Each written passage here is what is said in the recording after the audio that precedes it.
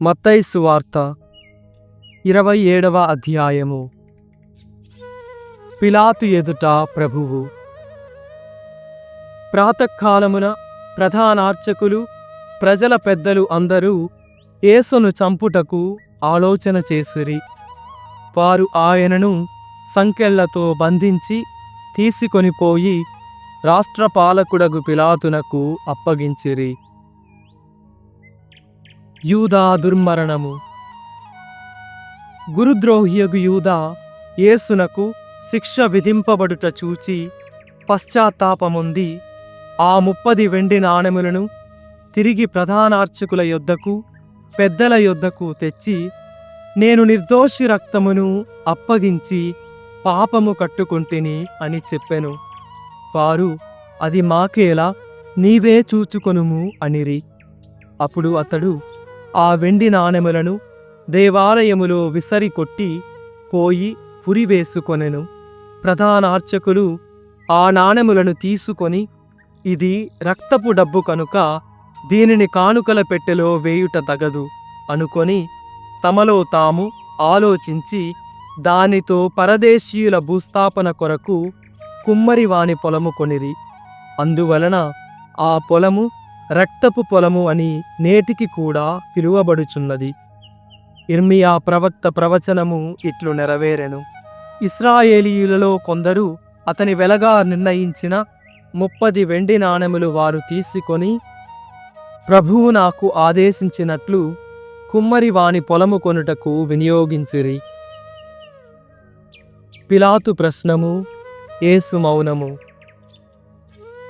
యేసు రాష్ట్రపాలకుని ఎదుట నిలువగా, నీవు యూదుల రాజువా అని అతడు ప్రశ్నించెను. నీవన్నట్లే అని యేసు సమాధానమొసగెను. ప్రధానార్చకులు పెద్దలు ఆయనపై నేరము మోపిరి, కాని ఆయన వారికెట్టి ప్రత్యుత్తరమును ఇయ్యలేదు.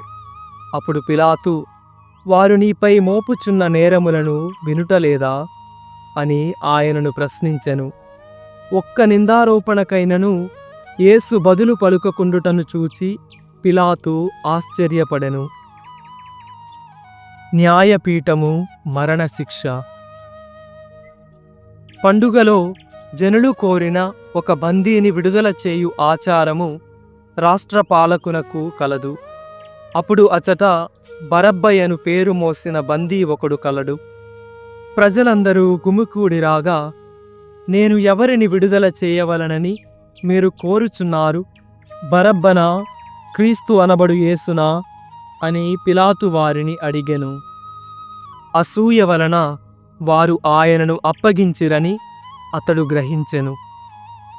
అతడు న్యాయపీఠముపై కూర్చుండినప్పుడు అతని భార్య, నేడు నేను కలలో ఆయన కారణముగా మిగుల బాధపడితిని కనుక ఆ నీతిమంతుని విషయమున నీవు ఏమియు జోక్యము చేసుకొనవలదు అని వార్త పంపెను. ప్రధానార్చకులు పెద్దలు బరబ్బను విడిపించుటకు యేసును చంపుటకు అడుగవలనని జనసమూహమును ఎగద్రోసిరి. ఈ ఇద్దరిలో నేను ఎవరిని విడిపింపవలనని మీరు కోరుచున్నారు అని రాష్ట్రపాలకుడు అడుగగా, వారు బరబ్బనే అనిరి. అట్లయినా క్రీస్తు అనబడు యేసును నేను ఏమి చేయవలయను అని పిలాతు వారిని అడుగా, సిలువ వేయుడు అని వారు కేకలు వేసిరి. అతడు ఏమి దుష్కార్యము చేసెను అని అడుగగా, వానిని సిలువ వేయుడు అని వారు మరింత బిగ్గరగా కేకలు వేసిరి.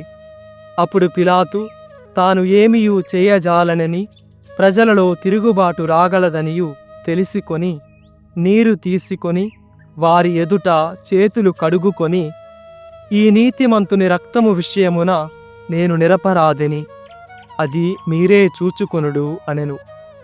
ఆయన రక్తము మాపై మా బిడ్డలపై పడునుగాక అని వారందరూ కేకలు పెట్టిరి. అప్పుడు అతడు బరబ్బను విడుదల చేసి యేసును కొరడాలతో కొట్టించి సిలువ వేయుటకు ఆయనను వారికి అప్పగించెను. ప్రభువును పరిహసించుట. అప్పుడు రాష్ట్రపాలకుని సైనికులు యేసును రాజభవన ప్రాంగణమునకు తీసుకొని పోయి ఆయన చుట్టూ సైనికులనందరూ సమకూర్చిరి. వారు యేసు వస్త్రములను ఒలిచి ఎర్రని అంగీని ధరింపజేసిరి. ముండ్ల కిరీటమును అల్లి ఆయన శిరముపై పెట్టిరి. కుడి చేతిలో రెల్లు నుంచిరి. మరియు ఆయన ముందు మోకరిల్లి, యూదుల రాజా, నీకు జయము అని అవహేళనము చేసిరి. ఆ సైనికులు ఆయనపై పుమిసి ఆయన చేతిలోని రెల్లును తీసుకొని తలపై మోదిరి. వారిట్లు పరిహసించిన పిమ్మట అంగీని తీసివేసి ఆయన వస్త్రములను ఆయనకు ధరింపజేసి సిలువ వేయుటకై తీసుకొని పోయిరి. సిలువ మ్రాణిపై యేసు. మార్గమధ్యమున వారు కురేనియా సీమోనును చూచి సిలువను మోయుటకు అతనిని బలవంతపరచిరి. వారు కపాలా స్థలము అను నామాంతరము గల గొల్గొతా అను స్థలమునకు చేరిరి. చేదు కలిపిన ద్రాక్షరసమును ఆయనకు త్రాగనిచ్చిరి. కాని దానిని రుచి చూచి ఆయన త్రాగుటకు ఇష్టపడకపోయెను. వారు ఆయనను సిలువ వేసిరి. చీట్లు వేసుకొని ఆయన వస్త్రములను పంచుకొనిరి. వారచట కూర్చుండి కావలి కాయిచుండిరి. ఇతడు యూదుల రాజు యేసు అను నిందారోపణ ఫలకమును ఆయన తలకు పైభాగమున ఉంచిరి. ఆయనతో పాటు కుడి ఎడమల 2 దొంగలు సిలువ వేయబడిరి. వచ్చిపోవువారు తలలూపుచు ఆయనను దూషించుచు, దేవాలయమును పడగొట్టి 3 రోజులలో మరల నిర్మించువాడా, నిన్ను నీవు రక్షించుకొనుము. దేవుని కుమారుడవైనచో సిలువ నుండి దిగిరమ్ము అని పలికిరి. అలాగే ప్రధానార్చకులు ధర్మశాస్త్ర బోధకులతోనూ పెద్దలతోనూ కలిసి, ఇతను ఇతరులను రక్షించెను గాని తనను తాను రక్షించుకొనలేడాయను. ఇతడు ఇశ్రాయేలీయుల రాజు గదా, ఇప్పుడు సిలువ నుండి దిగిరానిమ్ము, అప్పుడు మేము విశ్వసింతుము అని హేళన చేసిరి. ఇతడు దేవుని నమ్మెను, నేను దేవుని కుమారుడను అని చెప్పెను. కనుక దేవునికిష్టమైన ఇతనిని ఇప్పుడు రక్షింపనిమ్ము అనిరి. అదే విధముగా ఆయనతో పాటు సిలువపై కొట్టబడిన దొంగలు కూడా ఆయనను అట్లే దూషించిరి. యేసు మరణము. అప్పుడు పగలు 12 గంటల నుండి 3 గంటల వరకు ఆ దేశమంతటా చీకటి క్రమ్మెను. ఇంచుమించు పగలు 3 గంటల సమయమున ఏలీ ఏలీ లామా సబక్తాని అని యేసు బిగ్గరగా కేకపెట్టెను. నా దేవా, నా దేవా, నీవు నన్నేల విడనాడితివి అని దీని అర్థము. అచట నిలువబడిన కొందరు అది విని, ఇతడు ఏలియాని పిలుచుచున్నాడనిరి.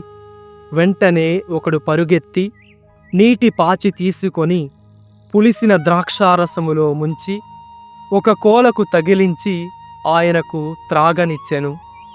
మరికొందరు, ఆగండి, ఏలియా వచ్చి ఇతనిని రక్షించునేమో చూతము అనిరి.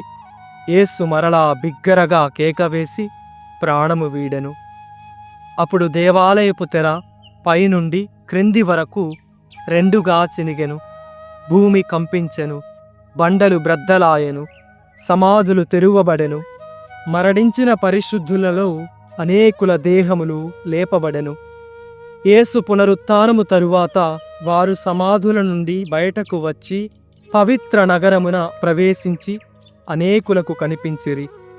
శతాధిపతి అతనితో యేసును కావలి కాయుచున్న సైనికులు భూకంపము మొదలుగా సంభవించిన సంఘటనలు చూచి మిక్కిలి భయపడి, నిశ్చయముగా ఇతడు దేవుని కుమారుడే అని పలికిరి. యేసుకు పరిచర్య గావించుటకై గలిలయ నుండి ఆయనను వెంబడించిన స్త్రీలు అనేకులు దూరము నుండి చూచుచుండిరి. వారిలో మగ్దలేన మరియమ్మ, యాకోబు యోసేపుల తల్లియగు మరియమ్మ, జబదాయి కుమారుల తల్లియును ఉండిరి. భూస్థాపనము. సాయం సమయమున యేసు శిష్యుడు ధనికుడునగు అరిమత్తయి వాసి యోసేపు పిలాతు వద్దకు పోయి యేసు భౌతిక దేహమును ఇప్పింపుమని కోరగా అతడు అందులకు అంగీకరించెను. యోసేపు యేసు భౌతిక దేహమును సరిక్రొత్త నారబట్టతో చుట్టి తాను రాతిలో తన కొరకు తొలిపించుకొనిన క్రొత్త సమాధిలో ఉంచెను. ఆ సమాధి ద్వారమునకు అడ్డముగా పెద్ద రాతిని దొర్లించి వెడలిపోయెను. అప్పుడు ఆ సమాధికెదురుగా మగ్దలా మరియమ్మ వేరొక మరియమ్మ కూర్చుండియుండిరి. సమాధికి కావలి. ఆయత్త దినమునకు మరునాడు ప్రధానార్చకులును పరిసయ్యులును కలిసి పిలాతునొద్దకు వచ్చి, అయ్యా, ఆ మోసగాడు జీవించి ఉన్నప్పుడు నేను 3 దినముల తరువాత సజీవుడనై లేతును అని చెప్పినట్లు మాకు జ్ఞాపకమున్నది. అతని శిష్యులు అతనిని రాత్రి సమయమున దొంగిలించుకొని పోయి మృతుల నుండి బ్రతికి లేచెను అని జనులకు చెప్పుదురేమో. అప్పుడు మొదటి మోసము కంటే కడపటి మోసము ఘోరముగా నుండును. కనుక 3వ రోజు వరకు సమాధిని భద్రపరుపనాజ్ఞాపింపుము అని చెప్పిరి. అందుకు పిలాతు, మీకు కావలి వారున్నారు గదా, పోయి మీ చేతనైనంత వరకు సమాధిని భద్రము చేసుకొనుడు అని వారితో పలికెను. వారు పోయి రాతిపై ముద్ర వేసి కావలి వారిని పెట్టి సమాధిని భద్రపరిచిరి. 28వ అధ్యాయము. మృత్యుంజయుడు. విశ్రాంతి దినము గడిచిన పిదప ఆదివారము ప్రాతకాలమున మగ్దలా మరియమ్మ వేరొక మరియమ్మ సమాధిని చూడవచ్చిరి. అదిగో, అప్పుడు పెద్ద భూకంపము కలిగెను. ఏలయన పరలోకము నుండి దేవదూత దిగివచ్చి ఆ రాతిని దొర్లించి దానిపై కూర్చుండెను. అతని రూపము మెరుపు వలెను, వస్త్రము మంచు వలెను తెల్లగా ఉండెను. కావలి వారు భయపడి మరణించిన వారి వలె పడిపోయిరి. కాని దూత ఆ స్త్రీలతో, భయపడకుడు, మీరు సిలువ వేయబడిన యేసును వెదకుచున్నారు అని నేను ఎరుగుదును. ఆయన ఇక్కడ లేడు. తాను చెప్పినట్లు సమాధి నుండి లేచెను. ఆయనను ఉంచిన స్థలమును చూడుడు. మీరు తక్షణమే వెళ్ళి ఆయన మృతులలో నుండి లేచెనని శిష్యులకు తెలుపుడు. ఇదిగో, మీకంటే ముందు యేసు గలిలయకు వెళ్ళుచున్నాడు. అచట మీరు ఆయనను దర్శింతురు. అదియే నేను మీతో చెప్పునది అనెను. అప్పుడు వారు భయానందములతో వారి శిష్యులకు ఈ సమాచారము తెలుపుటకై సమాధి యొద్ద నుండి పరుగెత్తుచుండా యేసు వారిని సమీపించి, మీకు శుభము అని పలికెను. వారు ముందుకు వచ్చి ఆయన పాదములు పట్టుకొని ఆరాధించిరి. యేసు వారితో, భయపడవలదు, మీరు వెళ్ళి నా సోదరులతో గలిలయకు పోవలయునని చెప్పుడు. వారచట నన్ను చూడగలరు అనెను. కావలివారి నివేదిక. ఆ స్త్రీలు వెళ్ళుచుండగా సమాధిని కావలి కాయిచున్న సైనికులు కొందరు నగరములోనికి వెళ్ళి జరిగినదంతయు ప్రధానార్చకులకు తెలిపిరి. ప్రధానార్చకులు పెద్దలతో సమావేశమై ఆలోచన చేసి సైనికులకు చాలా ధనమిచ్చి ఇట్లనిరి, మేము నిద్రించుచుండా అతని శిష్యులు రాత్రివేళ వచ్చి అతని శరీరమును ఎత్తుకొని పోయిరి అని చెప్పుడు. ఇది రాష్ట్రపాలకుని చెవినబడిన అతనిని మేము ఒప్పింతుము, మీకు ఏమాత్రము ప్రమాదము కలుగదు అని పలికిరి. వారు ధనమును తీసుకొని చెప్పినట్లు చేసిరి. ఈ వదంతి నేటికిని యూదులలో వ్యాపించియున్నది. అంతిమ సందేశము. యేసు ఆజ్ఞానుసారము 11 శిష్యులు గలిలయలోని పర్వతమునకు వెళ్ళిరి. అప్పుడు వారు ఆయనను దర్శించి ఆరాధించిరి. కాని కొందరు సందేహించిరి. యేసు వారి దగ్గరకు వచ్చి వారితో, ఇహపరములందు నాకు సర్వాధికారం ఇయ్యబడినది కనుక మీరు వెళ్ళి సకల జాతి జనులకు పితా, పుత్ర, పవిత్రాత్మనామమున జ్ఞానస్నానమొసగుచు వారిని నా శిష్యులను చేయుడు. నేను మీకు ఆజ్ఞాపించినదంతయు వారు ఆచరింపబోధింపుడు. ఇదిగో, లోకాంతము వరకు సర్వదా నేను మీతో నుందును అని అభయమొసగెను. సామెతల గ్రంథము 19వ అధ్యాయము. అహంకారిని శిక్షించినచో మూర్ఖులకు బుద్ధి వచ్చును. దిద్దుపాటు వలన వివేకి జ్ఞానము తెచ్చుకొనును. తండ్రిని బాధించువాడు, తల్లిని ఇంటి నుండి గెంటివేయువాడు, సిగ్గుమాలినవాడు, అపకీర్తి తెచ్చుకొనువాడు కూడా. కుమారా, నీవు విజ్ఞానమును ఆర్జించుటను మానుకుందువేని పూర్వము నేర్చుకున్నది కూడా అశ్రద్ధ చేయుతువు. అన్యాయమును తలపెట్టిన సాక్షి న్యాయము చెరచును.